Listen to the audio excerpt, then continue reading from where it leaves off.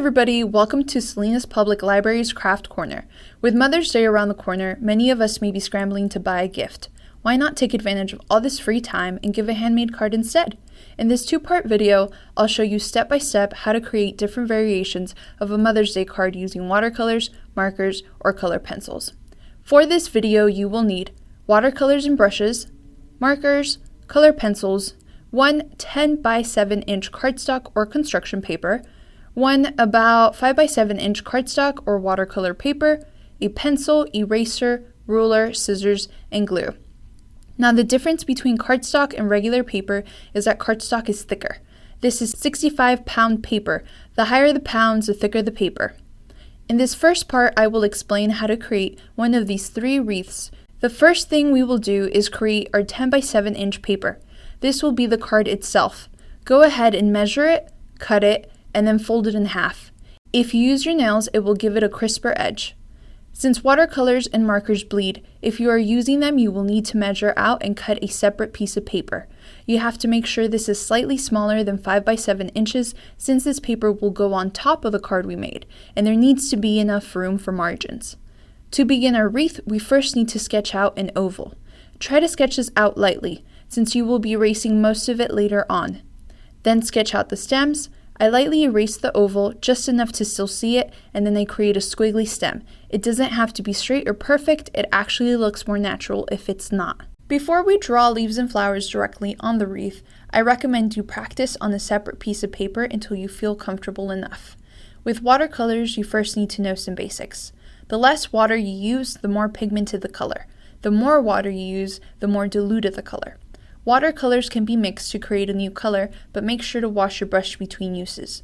They can also be layered by applying multiple coats. One important thing to note, if you apply wet on dry, or a second coat on a dry watercolor, you can create details. If you apply wet on wet, basically a second coat on a wet watercolor, you can blend watercolors together. To create leaves, think of the classic toothpaste shape. It's thin at the start, thick in the middle, and then thin at the end. Start off with a little pressure, increase to thicken it, and then decrease the pressure at the end. For the leaves, create a stem, followed by the toothpaste shape, and then connect the top to the bottom with a fine line. This gives you our basic leaf. Practice it with leaves going in different angles and directions. Swap it so that the thicker side is on the left for one and on the right for another. With markers, you're going to be following the same idea. Since you can't adjust thickness with pressure, you need to thicken it manually by creating the shape and filling it in. When filling it in, don't run over an area more than 3 times or the ink begins to wear down the paper. The more times you go over a spot, the darker it will appear. With the leaf, you start off with the stem, outline the shape, fill it in, and connect the top to the bottom with a thin line. Remember, when coloring, be wary of running over an area too many times. With color pencils, the process is the same, but you have more control, so it's easier to create shapes and color them in.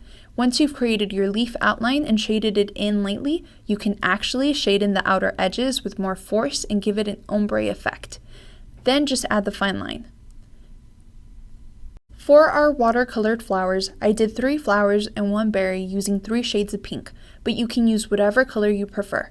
The first flower is our biggest and can be found between the stems. Our second flower is a lavender-inspired dotted flower. Here's the third flower and the berries. For the first flower, take a light pink and dilute it to create a soft base.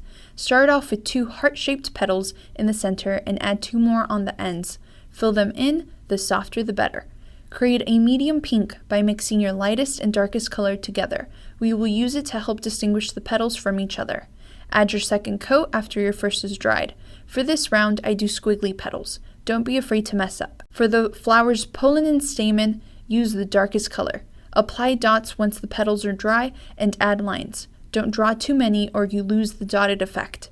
While the paint is still wet, get your lightest color and blend out the base. If you feel like your flower petals aren't that noticeable, you can go over them again with a more pigmented color. For the second lavender-inspired flower, take your lightest color and do dots in the cone shape. For the first coat, dilute the colors so it's very soft. Once it's dry, add another coat of your lightest color, but make it more pigmented. While the second coat is still a little wet, add another coat with your darkest color. With each new coat, keep it closer to the core of the flower. For the third flower, use your medium color and create a flower with 3 sharp petals. Fill it in and wait for it to dry. Then add a second coat with your darkest color and make a smaller flower within. Berries are my favorite because they're so simple. Literally just do 3 dots and connect them with a stem. The process is the same for markers and color pencils. Since the markers I'm using are water-based and not alcohol-based, they do not blend well. I had to adjust the design of a couple of flowers. The largest flower now resembles a lotus. To make it, get your lightest color, create 4 sharp-tipped petals, draw petals in between, and add 2 small thin petals on each end. No need to fill it in, just add a stem. For the lavender-inspired flower, there are 2 methods you can use to make it. Use your lightest marker and add dots in the cone shape. Add your medium color and finally your darkest color, remembering to keep it close to the core of the flower with each new color. Take any thin plastic you have lying around. A sandwich bag or plastic bag will do. Write on it with a marker, dip a little bit of water with a brush, and it will pick up the marker ink. This creates a soft watercolor effect. Once dry, repeat with the medium and darkest color. The third flower has been simplified to a sharp-tipped 3-petal flower. No need to fill it in, just add a dotted stem. For the color pencils, I followed the design of the marker wreath. With your darkest color, draw the lotus flower once more. Shade the petal ends, then switch to your lightest color and shade inside of the petals. If you want to accentuate the petals, go over them once more, a little more heavy. Do a second run through on the tips and add a dotted stem. Get your lightest pink and tap away, creating little dots, or you can make them a bit bigger. It will be a little time consuming. Once you're done, go in with your darkest shade and tap away at the core of the flower. Don't forget the stem. Use your medium shade and create a 3-pointed petal flower and fill it in. Practice over and over until you feel comfortable with drawing leaves and flowers. Once you do, you can move on to your final wreath. I will be showing you using markers, but you can follow along with either color pencils or watercolors. Trace over your sketch stems. Try to do it all in one stroke. Think about where your flowers are going to be placed. Where you have space for the second flower, mark it with a stem as a reminder to leave the area alone. Keep in mind, your lettering will go in the center, so when you're working on these inner flowers and leaves, try to keep them as close to the stems as you can. When you first start out, do the leaves at the base of the stem. Then we will add the rest once we've added our flowers. You can have your leaves start from the same spot on the stem, or you can have them alternating sides. It's really up to you. Feel free to play around with it. Once you have your first set of leaves, draw the first flower throughout the wreath. If you have plenty of space, do a 4 main petal flower. If you don't have enough space, do a 3 main petal flower, which is smaller. If you still have too much space, you can always elongate your stem. Next, do the second flower on the stems you already marked out. Do as many coats as you feel is needed. Repeat with your medium shade. From here, look for spots that appear empty, and add the third flower using the middle color. If you still have open areas, like here or here, this is your chance to add extra leaves. Finally, you can add the berries. They don't always have to come in sets of 3. If you don't have enough space, 2 will do. This last optional step is to add thin vines in any remaining blank spots.